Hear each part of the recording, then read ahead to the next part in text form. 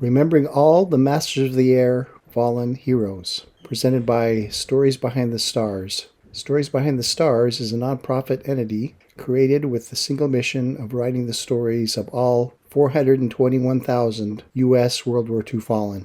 Thanks to the efforts of hundreds of volunteers from all 50 states and more than a dozen other countries, we have completed more than 40,000 stories so far. Listen to this upcoming interview to learn how we are focusing on the fallen from the Masters of the Air 100th Bombardment Group.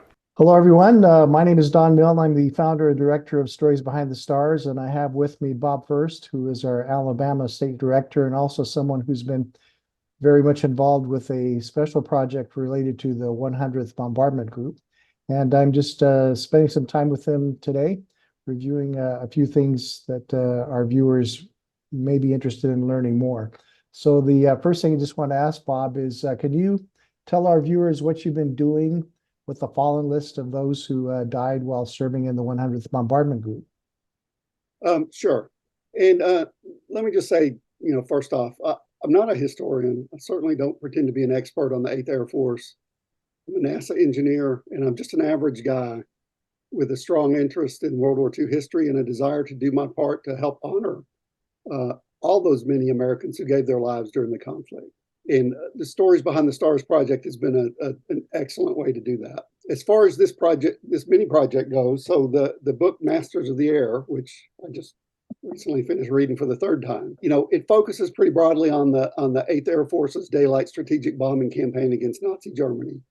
And over the course of the war, the 8th Air Force lost over 26,000 airmen killed in these bombing missions. So the Masters of the Air miniseries, while it's based on the book, obviously for time constraints, they had to be much more narrowly focused. And so the producers chose to focus on just one of the 40 or so of the 8th Heavy Bombardment Groups. And like you say, that's the 100th Bombardment Group. And again, while every one of the 26,000 airmen lost in action will eventually have a story written as part of the Stories Behind the Stars project, I'm leading an effort to focus on the nearly 800 men from the 100th Bomb Group who didn't come home from the war. So can you tell me how people can read these stories of these 800 airmen? You bet. All of the stories that are generated by the Stories Behind the Stars project are being published to Fold 3, which is a online resource for researching U.S. military records. But one of the neat things, it also provides the capability to create online memorials for military service members. And so the stories that we're writing are being attached to those memorials.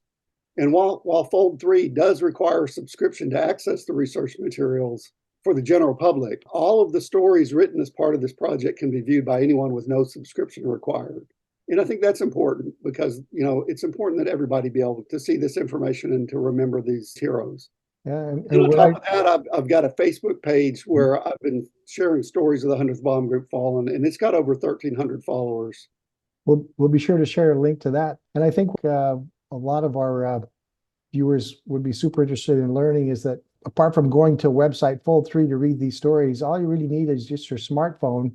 And if you're at a memorial or you're at a cemetery and you see a name of someone who died in World War II, you can put that person's name into the smartphone app that we work with and read that person's story right there at their memorial, right there at their gravesite, which makes a whole new experience for people that are doing that. So before you volunteered, put these stories on Fold 3, what would the experience be like for someone that wanted to learn more about these World War II fallen? How easy would it be to read about the people from the 100th Bombardment Group, all 800?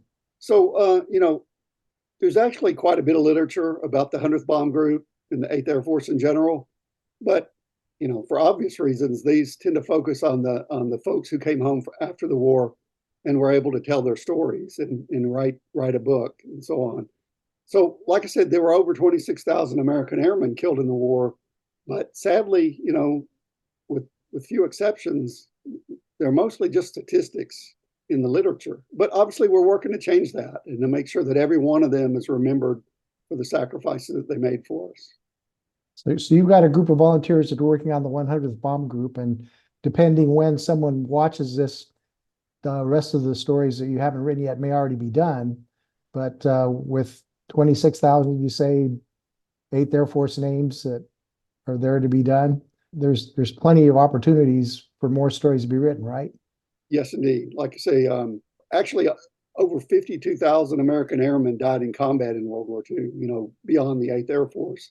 Right. And a really sobering statistic, another 25,000 died as a result of training accidents before they even had a chance to get in the war, to get in the fight. And that's a really sobering statistic. And again, those are all they're all included in the stories that we're writing. They'll all get a story. How hard is it for people to write these stories? I mean, you said your background is you're not a historian. What's the process for people that want to write a story about someone who was in the Army Air Forces, or maybe Marines, Navy, Army, Coast Guard, Merchant Marine?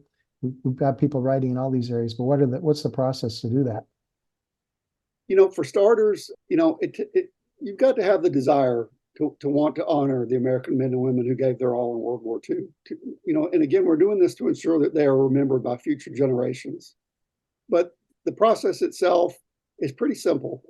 You don't have to be a historian. You don't have to be a genealogist. Once you sign up on the Stories Behind the Stars website as a volunteer, the project provides online training to all the story writers to give an idea of what's expected and how to use the various resources. And then the project also provides free access to a number of online resources that would otherwise require a subscription. And once you have that access to all of that, it's really just a matter of putting all the puzzle pieces together into a story that's really just a little more detailed than an obituary. Typically, new story writers start out paired up with an experienced writer. And then beyond that, there's a Facebook group where several hundred of the project volunteers share info, ask and answer questions, and help each other out with the research. And, ultimately, like I say, if this is something you're interested in, I know I've found it to be a very rewarding and humbling experience, and I know that others do as well.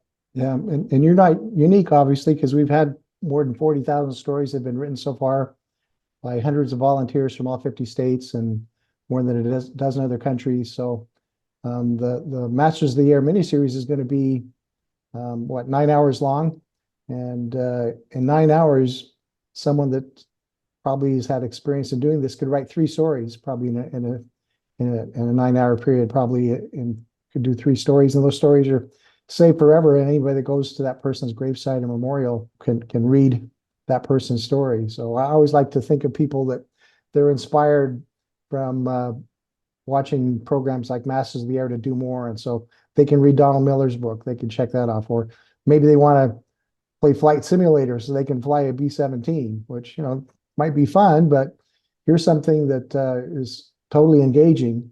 But I would think that you'd agree that it has so much more meaning to how to use some free time to remember these fallen heroes. You bet. Any closing remarks for our viewers before we sign off? Again, I would just say if anyone has even the slightest thought that they might be interested in doing this, go to the website, sign up as a volunteer, start the process off. I mean, there's no quota for how many stories to write. I have one gentleman that's helping me out with Fallen from Alabama who's written over 1,000 stories. And then I've had folks who have just written 1 or 2 stories, or maybe have an uncle or a grandfather and just wanted to write their story.